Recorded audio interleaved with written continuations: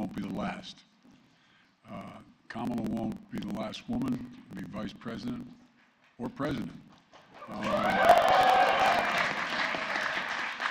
Let me start by recognizing this reception comes at a very difficult time for so many Jewish families in Florida, possibly for some of you who have loved ones in Florida, mothers, fathers, grandparents, friends. Our heart goes out to everyone there in the state experiencing what could be maybe one of the most devastating hurricanes in the history of that state. And I was going to say more about this afternoon. I'm making a major address on this. So many families just celebrated New Year's and are now in this solemn part of the high holidays. Some of you are from the area or have family or friends there, and as I said, it's got to be a tough time for a lot of you. And I want to, Representative Ted Deutsch and Debbie Wasserman Schultz are here, and a lot of other friends. Good to see you, Ted. And we're working very closely with the governor and the entire Florida delegation, Democrat and Republican, making sure that we can do everything we can, including now search and rescue, recovery, and rebuilding efforts, which are going to go on for a while, going to go on for a long while. And whatever it takes, we're going to be there as one nation and one America. We're not going to walk away. So let me just say, Ted, you're a dear friend. You're retiring after 12 years. Don't go, change your mind, do something. We're really going to miss you, pal. No, we really are. We're going to miss you in Congress. We've worked together closely for a long time, and I look forward to your leadership in the American Jewish Committee, so thank you.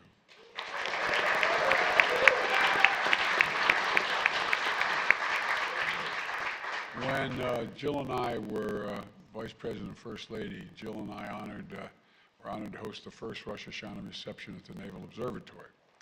And today, as President and First Lady, we're humbled to host the first high holidays reception ever in the White House with so many of our friends.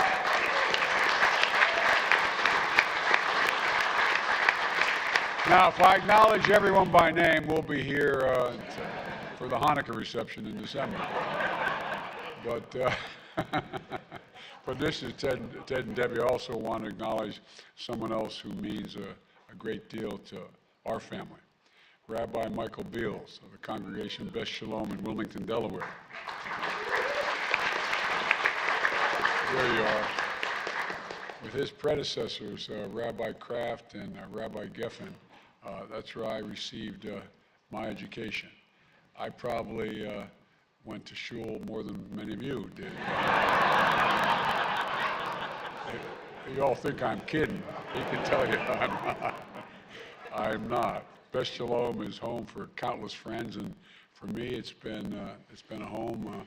And over the years, we've shared deep conversations about faith and finding purpose. And they've always, always, always been there for my family in the good times and not so good times. And just like rabbis, synagogues, and Jewish community centers in your hometowns, you're always there. Your congregations are there for you, and for everyone in the neighborhood, whether they're Jewish or not. And that's the tradition I got raised. I spent a lot of time, I'm practicing Catholic, but I'd go to services on Saturday and on Sunday. You all think I'm kidding, I'm not. So look, that's the power of the Jewish community all across America. And Doug mentioned the high holidays are a sacred time for introspection and renewal and repentance. And a time to ask for forgiveness, to mend our relationships with God and with our fellow men. The late Rabbi Jonathan Sachs, who passed away 2 years ago, once said that the most important lesson of the high holidays is that nothing is broken beyond repair. Nothing is broken beyond repair. It's never too late to change and to be better. I've always believed that message, and I also think it's universal. And we've emerged from one of our most difficult moments in our history. I believe nothing is broken beyond repair, and there's a lot we can do to change things and bring people together. We can and we are emerging stronger from this pandemic. We're building an economy that works for everyone. We're responding to the cry for action by the climate. We're actually rallying the world.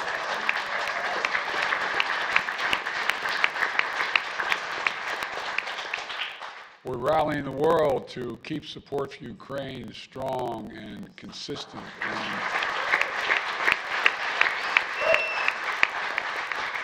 And Ukraine's right to exist as a people. You know, and we're showing that we can do big things as a country when we work together, regardless of our political party, from taking on gun violence to supporting our veterans to rebuilding America itself to ending cancer as we know it. But there's a lot more we can do, but we have to do it together to restore the soul of America.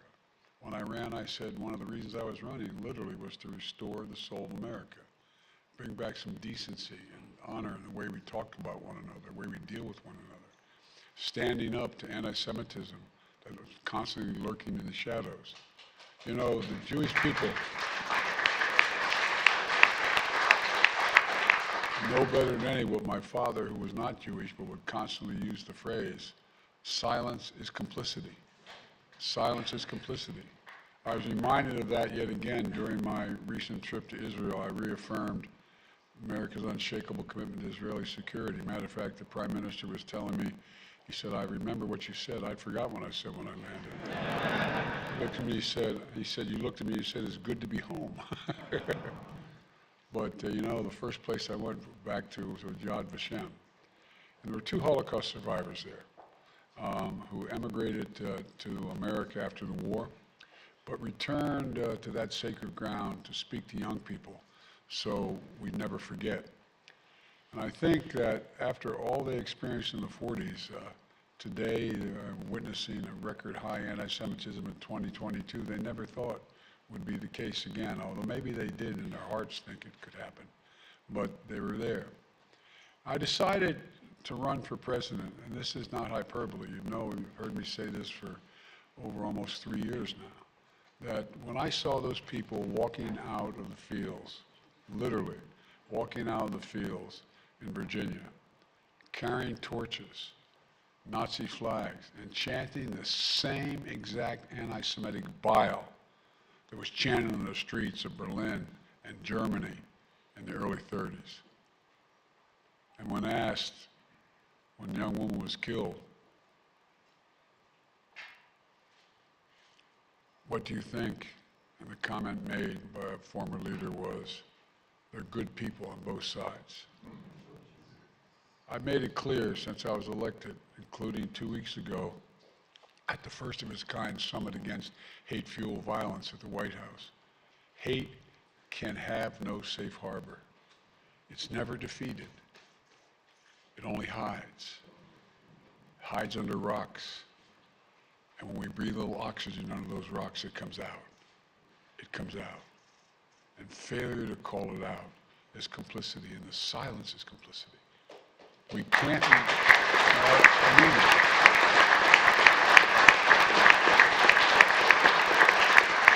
We can't remain silent. The rest of the world looks to us. That's why I established the first special envoy to monitor and combat anti-Semitism at the ambassadorial level. I appointed Deborah Lipstadt, a Holocaust expert, to this critical position. She's here today. Where are you, Deborah?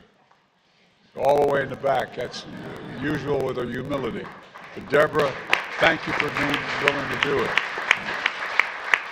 And we worked with Congress to secure the largest increase in funding ever for physical security of nonprofits, including synagogues, religious organizations. Because nobody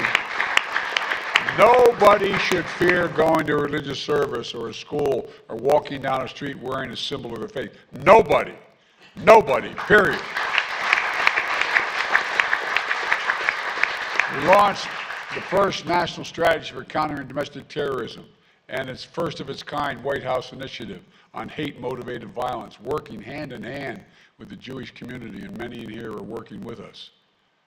I'm not going to remain silent. We can't remain silent. I mean this sincerely. If we let it go, democracy and everything else is at stake. We can't remain silent. So let me close with this. The Jewish tradition holds that from the time the book of life is opened, on Rosh Hashanah until the gates close in Yom Kippur, our fate hangs in the balance. It's in our hands. It's in our hands to change to do better to ourselves, for ourselves, and for others. I believe we face a similar inflection point as a nation. My hope and prayer for the year ahead is that for one of the most difficult moments that we've gone through in a long time, we emerge stronger. That resilient belief in the promise of tomorrow is embodied in thousands of years of Jewish history and in the story of America. So let's do the work ahead. Let's do the work together, regardless of your political persuasion. Let's recognize the work of our democracy. You know, as the Talmud instructs, it's not required that you complete the work. Neither may you refrain from it. It's not required you complete the work, but neither may you refrain from it. To bridge the gap between the world we see and the future we seek, to keep the faith, to remember who we are. We're the United States of America, damn it. There's nothing beyond our capacity if we do it together. So God bless you all. May this be a happy, healthy, and sweet new year, and may we all be inscribed in the book of life. But before I leave today, I have a special part of this program I want to mention. One of the things that Jill and I appreciate most about opening the White House to celebrate people who mean so much to the country. I can't think of anyone better who embodies the sacred spirit of this season than the special guest we have here today. Born in Tel Aviv, stricken by polio as a child, that's made it difficult for him to walk ever since, came to America to pursue his God-given talent that moves our souls. An Israeli-American icon of our time, one of the most celebrated violinists of our times. Please join me in the foyer to hear a special performance from Itzhak Perlman.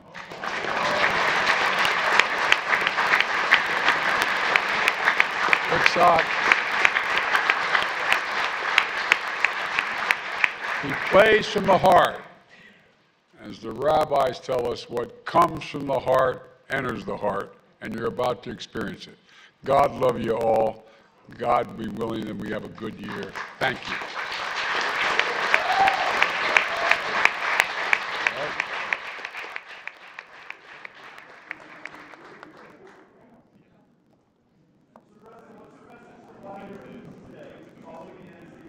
I'll be talking about that a little later today, okay? Let's celebrate now.